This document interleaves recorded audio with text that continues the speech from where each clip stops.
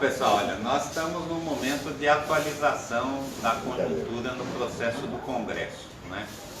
Nós realizamos, depois do golpe, um congresso do partido que construiu uma fortíssima unidade conjuntural.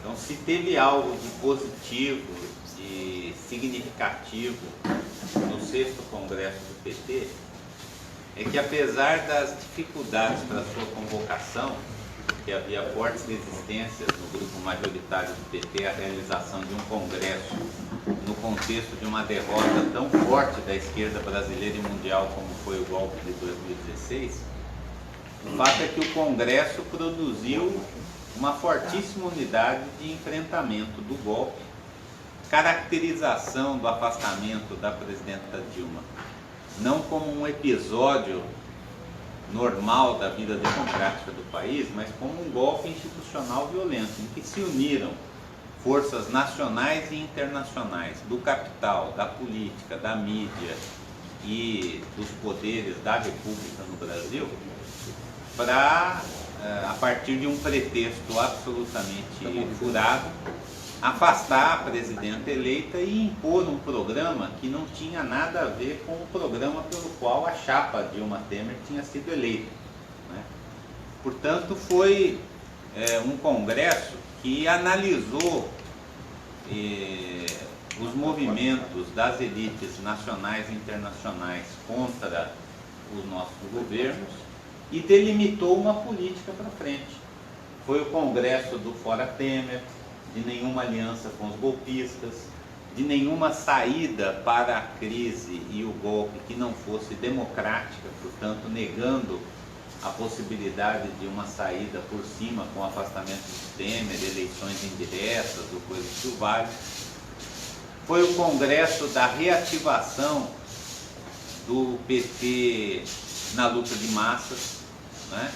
Como uma prioridade importante na vida do PT, a construção da Frente Brasil Popular, a luta contra a reforma trabalhista, contra o programa Ponte para o Futuro, que anunciava um período de fortes privatizações, enxugamento do Estado, contra a PEC, que limitou os gastos públicos, né? E foi o Congresso que resolveu peitar essa aliança golpista com uma candidatura que todos nós sabíamos seria fortemente combatida pelo golpe, a candidatura do Lula, né? A candidatura Lula, ela já tinha no Congresso essa expectativa de que, da mesma forma que ela era fundamental para unificar a esquerda e apontar um rumo para o país, uma saída potente pela via do voto popular, ela era intragável para aqueles que deram o golpe, né? Não era imaginável que eles fizeram toda a violência que fizeram para depois entregar a presidência da República de volta para o PT, né? Então, o lançamento da candidatura Lula e a ideia de que nós íamos resistir ao golpe, inclusive a sua face mais popular na época, que era a Lava Jato e a criminalização da esquerda a partir do argumento da luta contra a corrupção, nós íamos peitar isso com a candidatura Lula. Então, esse congresso, ele armou o partido num período muito delicado, porque foi um período de uma derrota estratégica do PT. Não foi uma normalidade democrática, não perdeu a eleição para o Aécio e a gente, lambe as feridas, reorganiza e parte para a próxima. Não, foi uma ruptura da ordem democrática, né? E essa ruptura, ela, como a gente analisa agora, ela foi só se aprofundando pela força da resistência que nós opusemos, né? Muitos avanços na ordem neoliberal que deveriam ter sido atingidas no governo Temer, que constavam da Ponte para o Futuro, acabaram barradas pelas contradições desse próprio período e pela nossa resistência, né? Então eles ganharam, evidentemente, a reforma trabalhista, as terceirizações, a PEC 95, foram mudanças de fundo importantes no Estado brasileiro, Mas eles não conseguiram fazer reforma da Previdência, não conseguiram adiantar uma própria estabilização política do país. Por isso é que esse governo não foi capaz de gerar alguém que o substituísse do núcleo do golpe. Aquela aliança básica que juntou os partidos de oposição tradicionais, como o Centrão, o PSDB, na linha de frente do golpe, com os partidos de direita e centro-direita que estavam aliados conosco no governo Dilma, PMDB e outros, PSDB, PTB, etc. Esse núcleo político do golpe não conseguiu apresentar uma candidatura que fosse capaz de representar nas eleições a continuidade do seu movimento, né? E evidentemente que a força da candidatura Lula mostrou o enraizamento dessa nossa experiência de vida e de governo, né? Por isso é que eles tiveram que fazer uma segunda violência, que foi impedir o Lula de disputar as eleições, impediu o Lula de participar das eleições, de opinar sobre os assuntos políticos do país e até de votar, né? Então, o aprofundamento do golpe exigiu a radicalização da Lava Jato como um elemento de interdição política da esquerda, né? E mesmo assim ainda foi necessário um terceiro golpe, que foi a fraude eleitoral que levou Bolsonaro ao governo, né? Porque a fraude começou com a interdição do Lula e se completou com a estratégia de vencer no primeiro turno, que eles se colocaram a partir de uma ampla disseminação de informações falsas, ou de fake news, como o pessoal trata, que é muito mais do que mentir no processo eleitoral. Foi um impulsionamento ilegal, por meios ilegais, com dinheiro ilegal, de informações que aos milhões mudaram a opinião e mudaram o mapa político do país. Tanto é que o mapa político do Congresso Nacional e dos governos estaduais estão intimamente relacionados com a fraude eleitoral do primeiro turno, com a disseminação da mentira e com a colinha massiva dos candidatos do Bolsonaro em cada estado. Isso que é muita gente que a gente não conhece que encheu o caminhão de baú de votos, né? Porque essa estratégia de massificação das informações falsas na última semana de campanha, quando parte da sociedade se deslocou à direita para a candidatura do Bolsonaro e abandonou as candidaturas do centro e da direita tradicionais, produziram a eleição de senadores, governadores, deputadas que a gente nunca tinha ouvido falar na vida e que hoje são a base política da radicalização da extrema-direita no Brasil. Então, nesse sentido, é que o 7º Congresso ele precisa atualizar essa análise, porque há tensionamentos evidentes.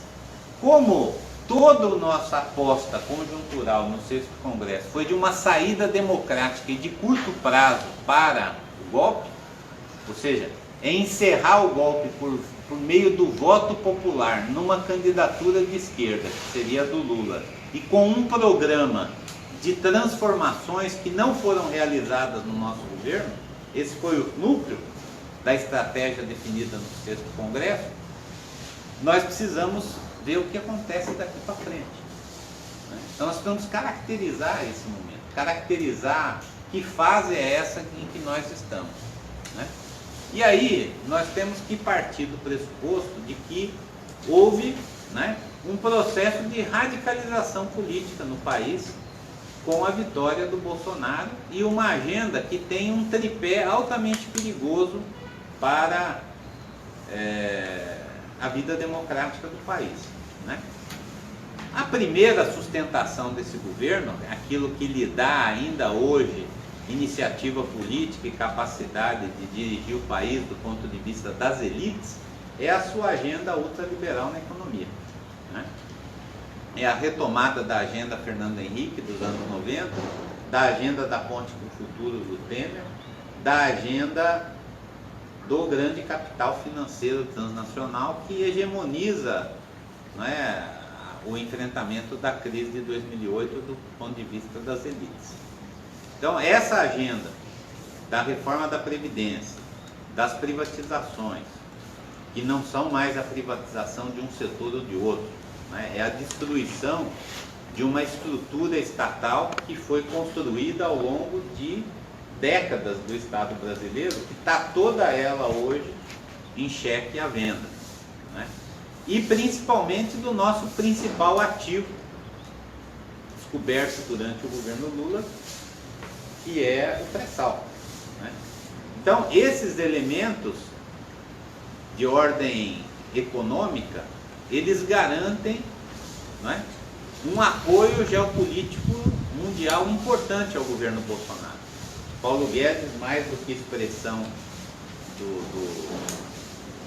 das elites nacionais, ele é um representante do capital financeiro e dos setores golpistas que dirigiram de fora para dentro também os interesses internacionais do golpe no Brasil.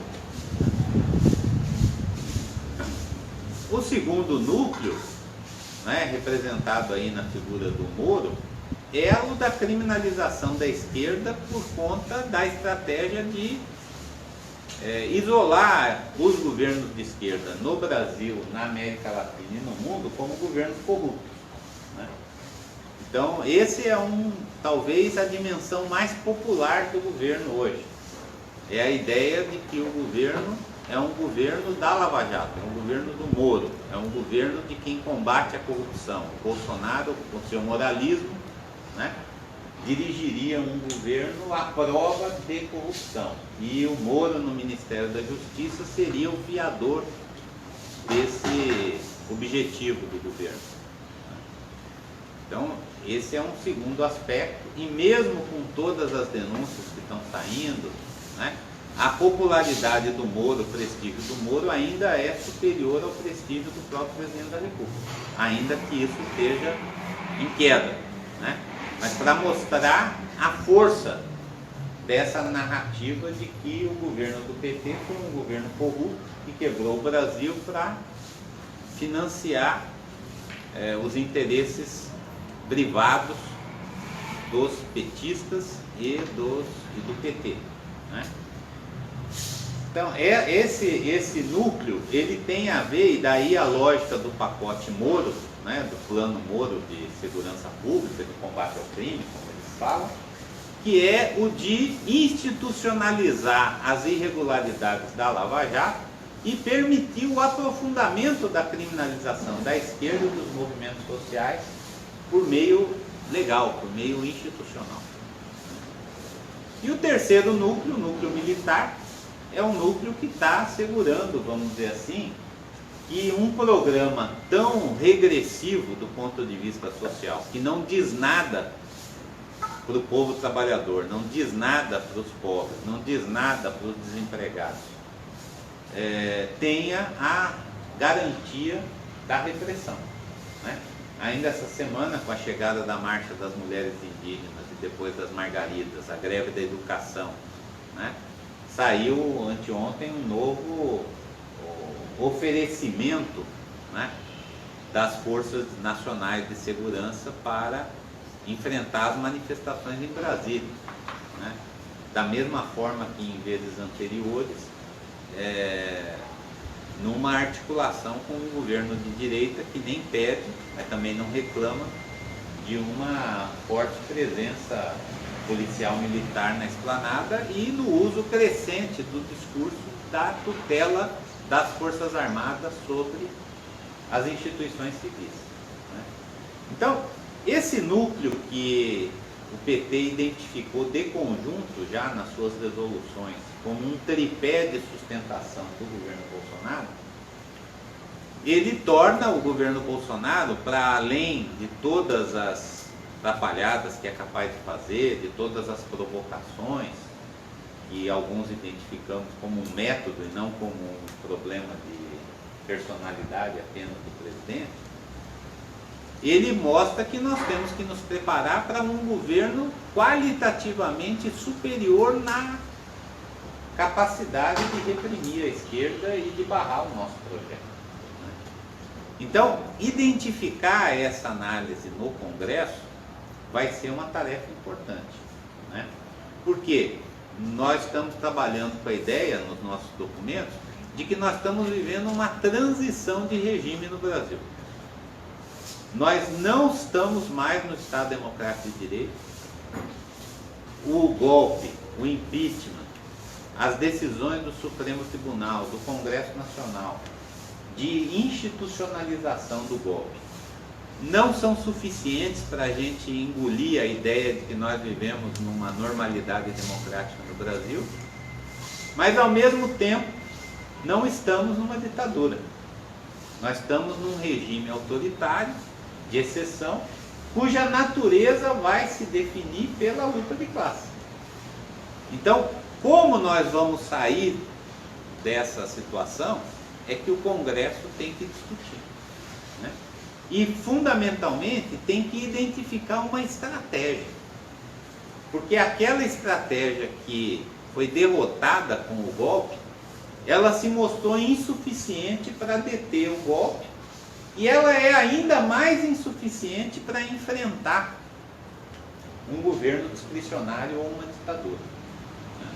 Então, nesse sentido é que o PT tem que associar ao Congresso não só a análise da conjuntura e a tomada de iniciativas de curto prazo, como fizemos no sexto, mas ele tem que recalibrar a sua estratégia, redefinir de que forma nós vamos enfrentar o alinhamento de praticamente todos os setores políticos e midiáticos do país contra nós, com forte apoio internacional, inclusive porque o capitalismo neoliberal em crise mostrou internacionalmente que esse desapreço pela democracia formal é um traço permanente, não uma escorregada.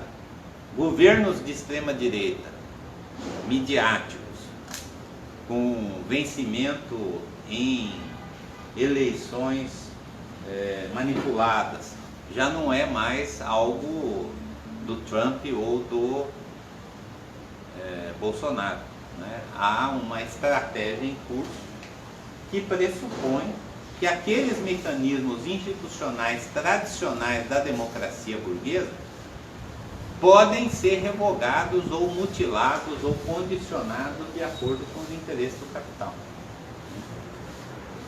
Então essa caracterização, ela deve nos levar à ideia de que nós não estamos só preparando uma estratégia institucional. A gente agora pega o desgaste do Bolsonaro e elege prefeito e vereador.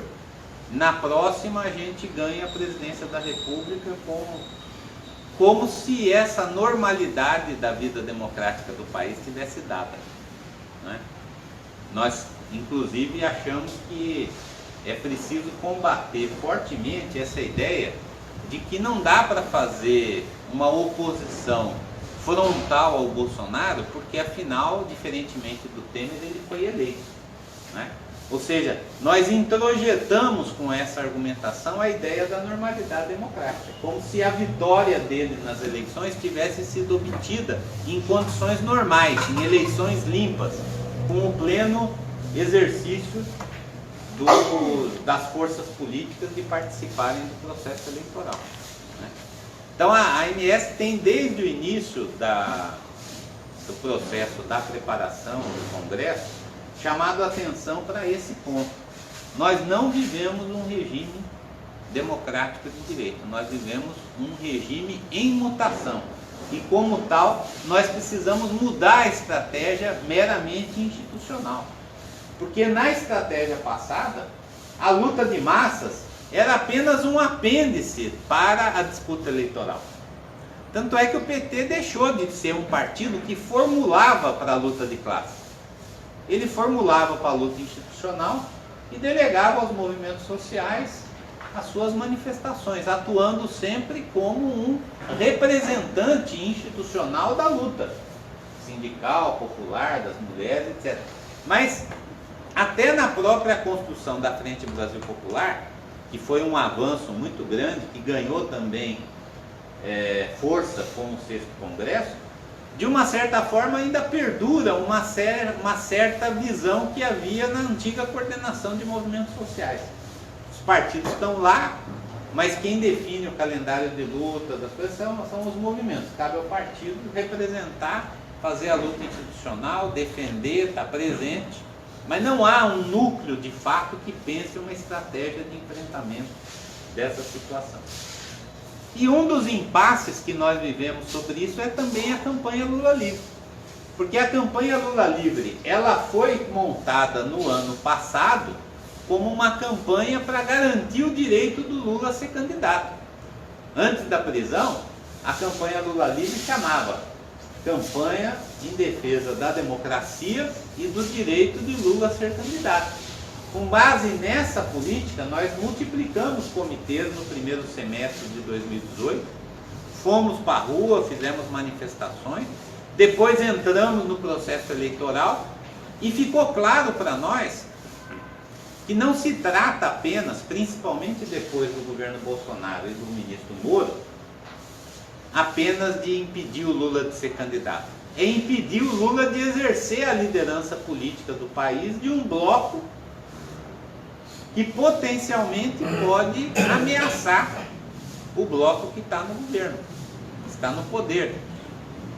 Então, essa discussão da estratégia, ela tem a ver com um novo período da luta de classes, do papel da luta institucional e da luta de massas, num contexto de um Estado autoritário que pode descambar para uma ditadura ou para um regime ainda mais discricionário do que hoje a gente tem. Né? Então, não é uma estratégia que a gente possa resumir em acumula força, faz oposição, desgasta o cara, elege vereador, elege prefeito, amplia alianças, põe um candidato para ganhar a eleição e isso ser a síntese da estratégia do PT nesse momento. Então, nós estamos defendendo a ideia, até outro dia quinta-feira o Haddad me falou que eu tinha brincado com ele num discurso, dizendo que o Haddad falou o seguinte, que o Brasil não aguenta 8 anos de Bolsonaro, portanto nós temos que ter uma política de alianças para derrotá-lo em 2022. O que nós estamos discutindo nesse Congresso é que o Brasil não aguenta 4 anos de Bolsonaro, portanto nós temos que lutar para impedir o governo Bolsonaro de governar, porque a aplicação do seu programa é a destruição da nação e o cerco e aniquilamento da esquerda. E, de alguma forma, né, derrotá-lo antes de 2022. Então, essa polêmica vai estar no Congresso, do tal do Fora Bolsonaro. O que é o Fora Bolsonaro? Para alguns, estão queimando essa ideia que é o impeachment. Não, o impeachment não é o Fora Bolsonaro. O impeachment é uma forma jurídica de impedir o Bolsonaro. Né? O Fora Bolsonaro, na verdade, é uma bandeira que nós estamos defendendo, que o PT leve às ruas, como uma ideia de contestação global do governo e das suas políticas. Né? Com a ideia, essa ideia é importante, nós precisamos de um ascenso de luta de massas no Brasil que não seja apenas de caráter defensivo. Né? Hoje nós temos luta, e essa luta é muito importante. O que foi feito nos atos contra o desmonte da educação, o que foi feito na greve geral, a resistência à reforma da Previdência, são lutas de caráter defensivo fundamentais no país. Né? Mas elas não são capazes sequer de impedir a vitória institucional do governo. Afinal, a gente teve uma lavada na reforma da Previdência. Né? Não foi apenas uma derrota, né? Foi um quórum muito superior àquele que era necessário. O que mostra que no fundamental, na agenda do capital, eles estão plenamente na ofensiva. Estão desregulamentando, estão acabando com as relações internacionais que o Brasil estabeleceu de comércio, estão inserindo o Brasil de forma subordinada aos ditames do imperialismo, Estão privatizando, já começaram a privatizar e vão privatizar o pré-sal de uma forma violenta até o final do ano, né? E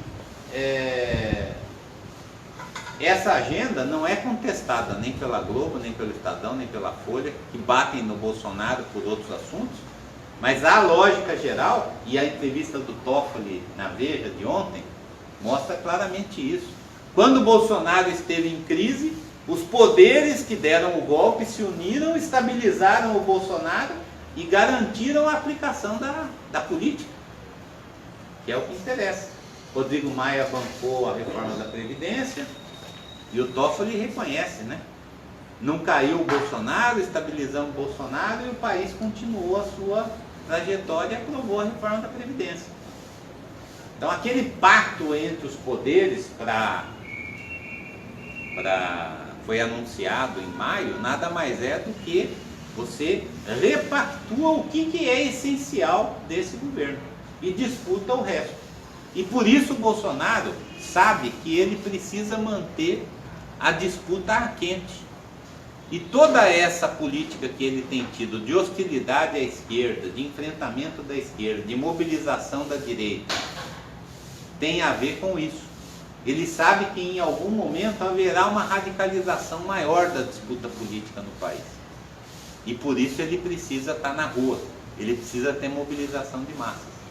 Diferente de nós que acordamos tarde para essa tarefa, quando começou o golpe contra nós, o Bolsonaro desde o início está sinalizando que ele quer massa organizada na rua, se possível armada, para garantir a aplicação do seu programa. Inclusive aquele povo da chamada intervenção militar está chamando agora uma manifestação de rua para o dia 25 de agosto, dia do Exército, dia de Caxias. E vamos dizer assim, não sei quantas pessoas vão pôr na rua, mas o fato é que as manifestações de direita e o prestígio do Bolsonaro junto a 30% da população permanecem intactas.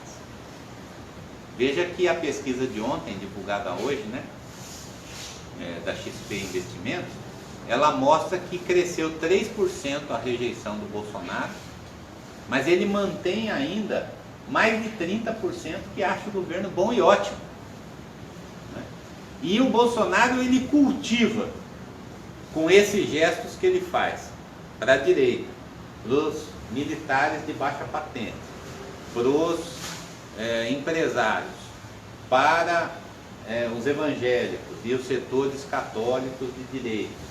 Tudo isso é para manter um núcleo vivo, duro, de direita, mobilizável no país. Então é por isso que a gente diz que não é possível enfrentar o governo Bolsonaro apenas com uma estratégia institucional. Muito menos querendo fazer uma suavização do 6º Congresso. Né? Ainda agora, numa reunião com outras tendências de manhã, no café da manhã, Feitosa expressava isso, né? Ele ouviu de dirigentes do campo majoritário e disse o seguinte: não, foi muito importante esse enfrentamento e tal, a Gleisi, a bancada contra golpista e tal, mas agora nós precisamos construir outras pontes. Né? É a tese que eu chamo da turbulência, né? Para muitos setores do PT, o que aconteceu até agora é só uma turbulência. O avião não precisa mudar nem de rota, nem de estrutura. É só segurar firme que a turbulência vai passar e nós vamos chegar num porto seguro ali na frente. Né? Por quê? Porque está enraizada essa estratégia do PT dócil, do PT que não propõe mais um ideário transformador, mas propõe um ideário democrático e de boas políticas públicas. Foi significativo no debate do Nordeste sobre o Congresso, que aconteceu no Recife anteontem, que ao final do debate, o representante da CNB no debate demarcou isso. Eu acho que vocês estão no partido errado, porque se vocês acham que nós vamos fazer revolução com o PT, vocês não entenderam nada. Né? Então há uma necessidade de repactuar, inclusive, qual é o nosso horizonte histórico. Nós estamos fazendo luta para quê? Nós estamos elegendo governos para quê? Nós queremos mandatos para quê? Se o horizonte da transformação radical da sociedade já não se coloca mais para o PT. Então, para concluir, sem ultrapassar muito tempo, eu acho que o 7º Congresso, do ponto de vista da conjuntura, ele só se resolve como debate estratégico.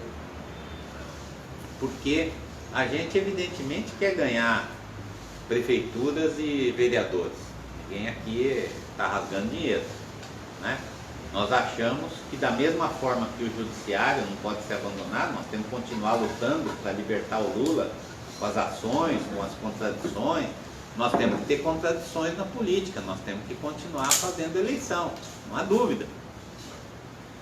Mas se a gente não alterar a correlação de força do país, não vai ser nem o judiciário, nem o processo eleitoral que vão garantir o nosso futuro, porque o nosso futuro está ameaçado enquanto nação.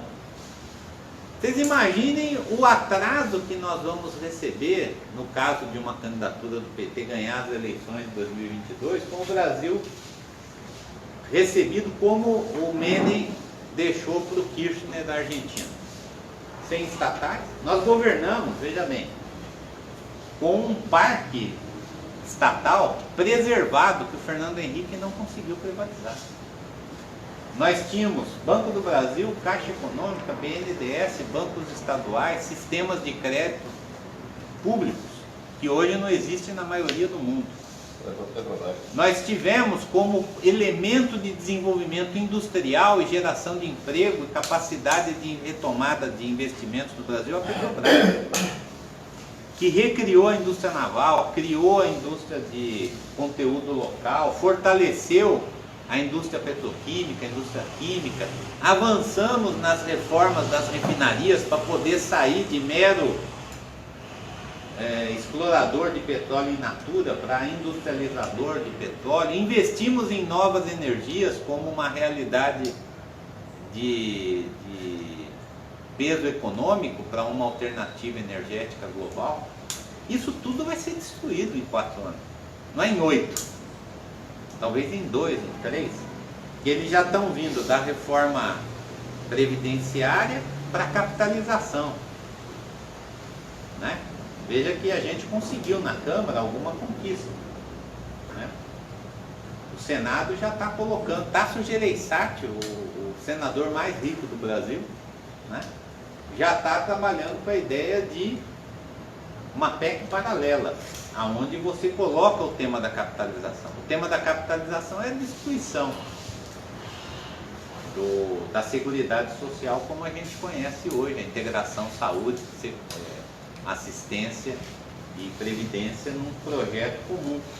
A capitalização destrói esse aspecto da Constituição brasileira, né?